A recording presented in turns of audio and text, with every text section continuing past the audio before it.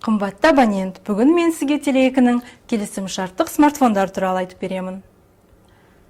Смартфондарды Samsung, Oppo, Realme өндірушілерінен сатып алсаңыз болады. Бір реттік төлем арқылы, несиеге немесе бөліп төлеу арқылы 6 немесе 12 айға сатып ала аласыз. Бөліп төлеу және несиелеуді екі банк арқылы рәсімдеуге болады. Ол Каспий және Home Credit банкі. Бұл ретте несие және бөліп төлеу жоспарын мақұлдау туралы шешімді сіздің несие тарихыңызды ескере отыра сіз таңдаған банк қабылдайды. Барлық смартфондардың ресми өкілдерден кепілдігі бар.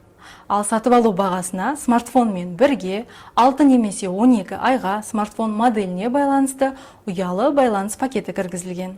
Ол ұялы байланыс пакетінің ішінде 30 гигабайт интернет трафик, басқа операторларға 160 минут және ай сайын 100 SMS беріледі.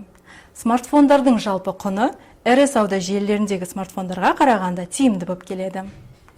Және де ай сайынғы төлем, бөліп төлеу немесе несие төлеу сомасы бар болғаны 5833 теңгеден басталады. Байланыс пакетін жаңа немесе ағымдағы нөмірге қосуға болады. Байланыс орталығына міндетті түрде жеке куәлікпен бару қажет. Байланыс салондарына барар алдында біз мынадай кеңестерді ұсынамыз. Ең алдымен tele2.kz сайтына өтуіңіз қажет. Содан кейін дүкен бөлімін таңдайсыз. Ол жақта смартфондар блогын таңдайсыз. Өзіңізге ұнаған смартфон үлгісін таңдайсыз.